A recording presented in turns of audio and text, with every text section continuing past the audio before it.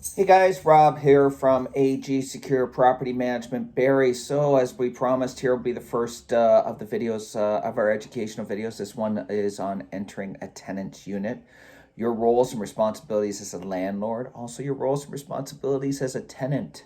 So first thing that people should know is that the entry to a unit is actually covered under the Residential Tenancy Act in the province of Ontario. Sections of the act that apply are sections 26 and 27. What I'm going to cover off is what is a notice of entry and what needs to be on that document, how to serve a notice of entry, because there are specific ways that are actually a little bit different than some of the other legal forms of notice that you give to a tenant. So how they're to be served, when they're to be served. When is a notice actually required? Sometimes the notice is required. Sometimes it's not, unique circumstances where it's not. But the reality is at the end of the day, there should always be some level of communication with your tenant. What about when a tenant's giving you the notice of termination at N9 or an N11? What happens with notices of entry for the purposes of showing? When a house has gone up for sale, what are the roles and responsibilities a landlord must take for making sure tenants receive notice of those showings in advance? Can a landlord continually enter a property for just any reason that the landlord chooses, or do they have to have specific reasons? And what are the tenant's rights and responsibilities? So for this video today, we're just going to cover the entry notice itself. As I mentioned earlier, the entry notice is required to be handled under Section 26 and 27 for the Act. So basically, when you have a rental property, you as a landlord do have a right to go into your rental unit, perform maintenance, do inspections, take a realtor through an appraisal, just to check on the general upkeep of the property.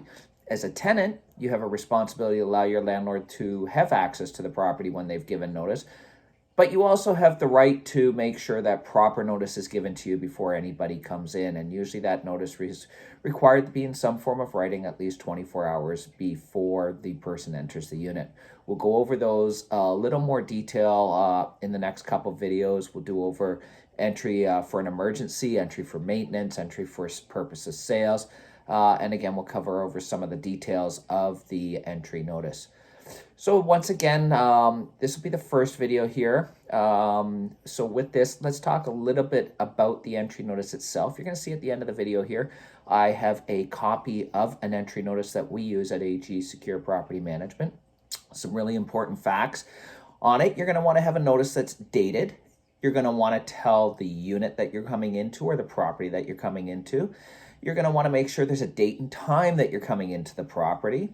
You're also going to want to cover off the fact of who will be entering the property and what the purpose of the entry is. It has to be somewhat specific in details, i.e. if you're planning to be there at 9:30 in the morning, you might want to say something like, we're going to be there from 9 till 10:30 to do a unit inspection. If you're not going in to do a unit inspection, but going to fix a leaky toilet, make sure you indicate a leaky toilet. If you're going to be coming in for the purpose of an appraiser, make sure you identify that because you want them to know that the appraiser's coming. You shouldn't be showing up and it not be for the reason. So that's the notice itself. Look for it on the end here. I will attach a copy of one so you can review how we do ours, and then you can create your own. Or if you're looking for somebody to handle all this for you in the future, give us a call, 705-792-9764. We'd be sure to help you out. You can check out more information on our website at www.agsecure.ca. Check in the next 2 to 3 days. We're going to be posting a video about entering a tenant's unit for the purpose of an emergency, what you as a landlord should be doing and how you should be handling that and how the Act covers that off. Look forward to seeing you again on another video real soon. Take care, folks. Have a great day.